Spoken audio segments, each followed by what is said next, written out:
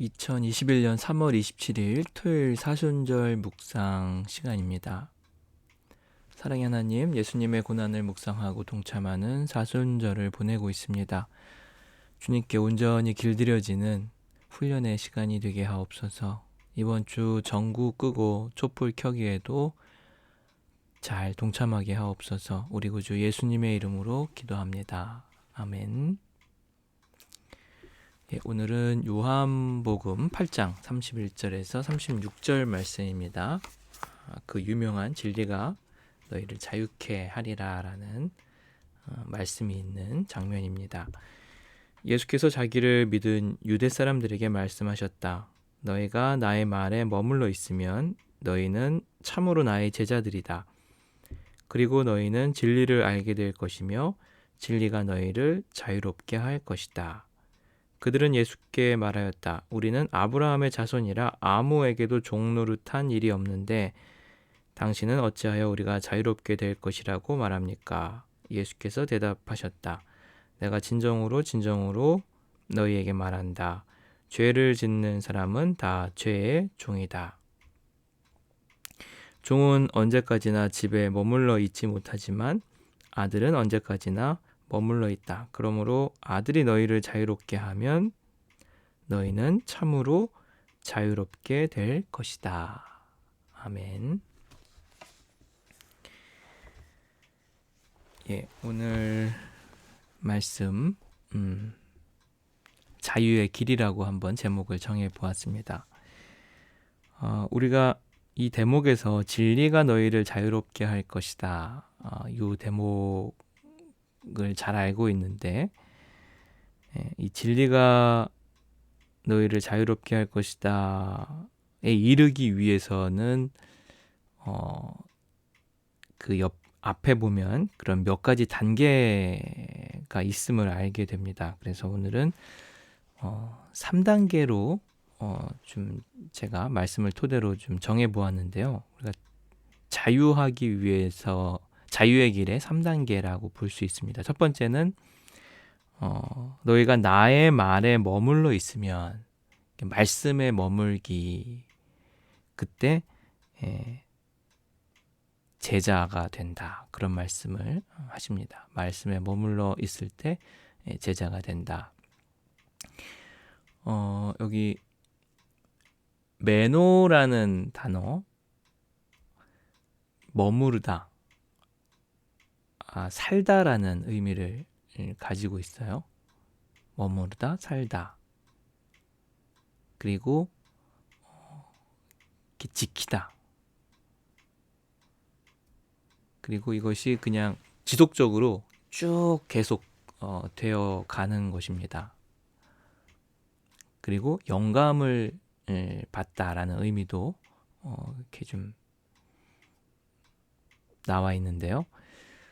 그 말씀에 머물기, 말씀으로 살기, 또 말씀을 지키기, 또 말씀에 계속 지속하기, 또 말씀으로 통해서 영감을 받기, 이런 좀 매너라는 단어가 다양한 의미로 쓰이게 됩니다. 그럴 때 그 제자가 된다. 마세테스라는 단어가 제자라는 단어인데요. 우선은 배우는 자라는 의미를 가지고 있고 이 단어에는 스승과 제자의 결속이라는 뜻을 가지고 있어요. 이렇게 연결되는 거죠.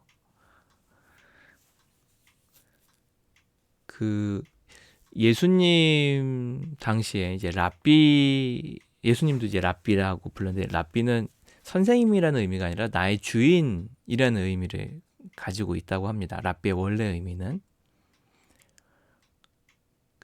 그 랍비가 되는 과정이 어릴 때 그 지역에서 좀 총명한 아이를 이 랍비가, 그리고 이 랍비라는 개념이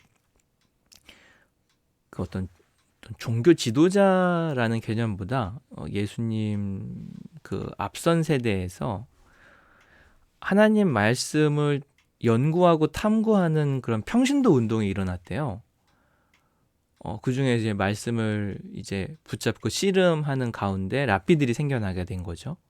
거기는 뭐 목수도 있고 농부도 있고 어부도 있고 이런 평신도 중심으로 종교 지도자 뭐 레위인이나 뭐 제사장 그룹에서만 있었던 건 아니고 이 랍비 그룹은 그렇게 평신도에서 자발적으로 말씀을 사모하는 자들에 의해서 형성이 되고 또 이제 제자들을 키우게 되는데 이게 도제 방식의 제자를 키워서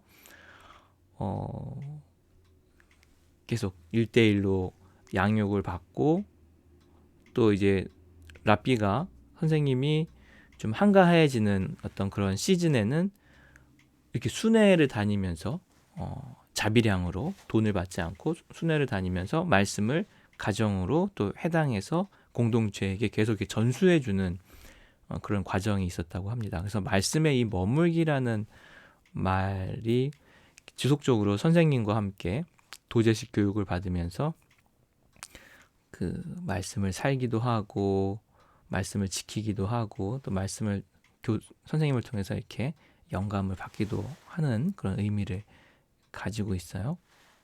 그리고 예수님도 정말 그러셨죠. 제자들을 모아서 도제식 교육을 하신 거죠. 이렇게 정말 같이 함께 살면서 스승이 하는 것을 보고 제자들이 그대로 따르고 또 시키죠. 가서 너희들도 이렇게 파송하면서 그 병도 고치고 귀신도 쫓아내고 말씀도 전하라는 그런 그 미션을 가지고 제자들도 그런 훈련에 참여하게 됩니다. 그래서 이 말씀에 머물기라는 것은 단순하게 그냥 말씀을 읽는 차원이 아니라 그 함께 주님과 함께 살면서 그 주님으로부터 직접 배우는 그런 과정, 그것이 이제 말씀에 머물기 제자가 되는 과정이라고 볼 수 있습니다. 두 번째는 그러다 보면 이제 주님을 따라서 계속 활동하고 살다 보면 이제 진리를 이제 깨닫게 되는데 이 진리라는 것은 그 알레테이아라고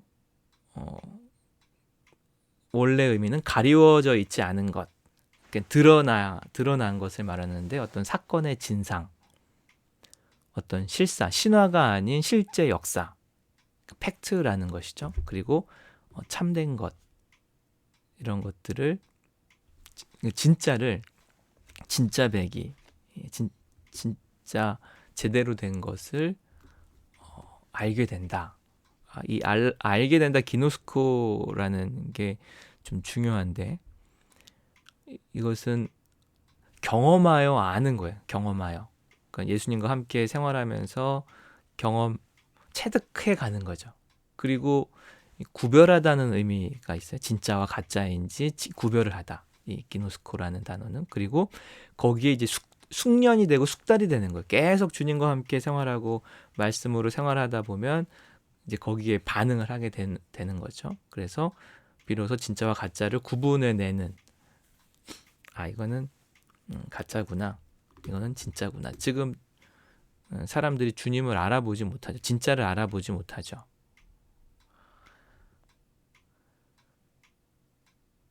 그래서 주님과 함께 말씀 안에서 주님과 함께 살다 보면 자연스럽게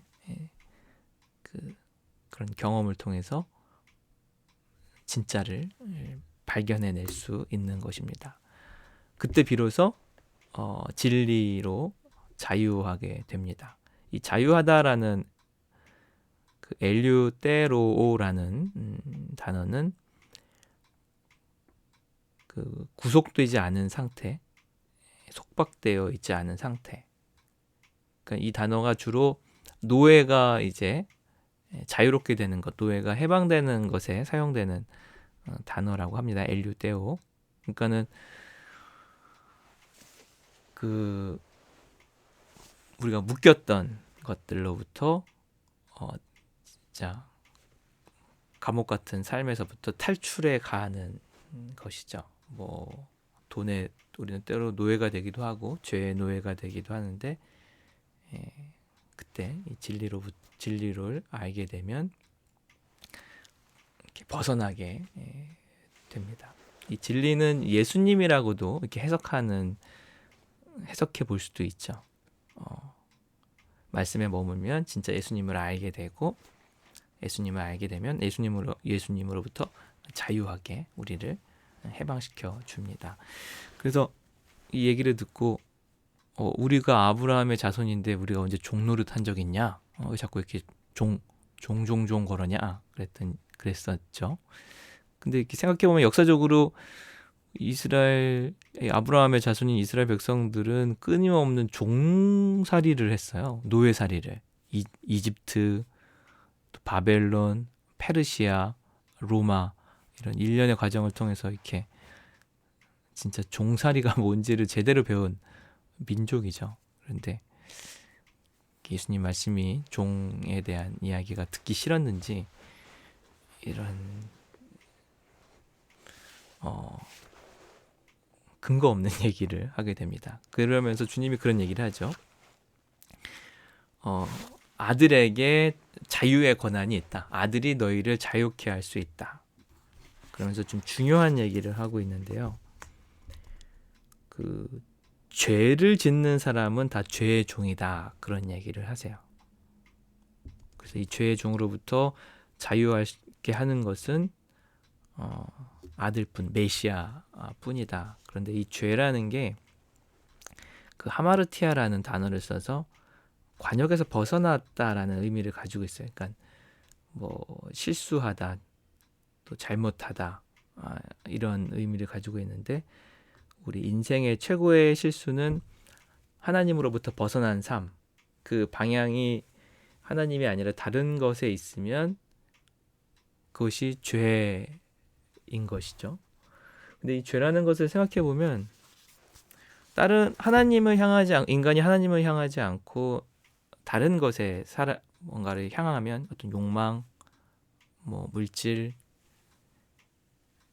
하나님 이외의 것에 어떤 사람이어도 그렇고요. 그것을 향하게 되면 계속 거기에 묶이고 갇히게 되죠.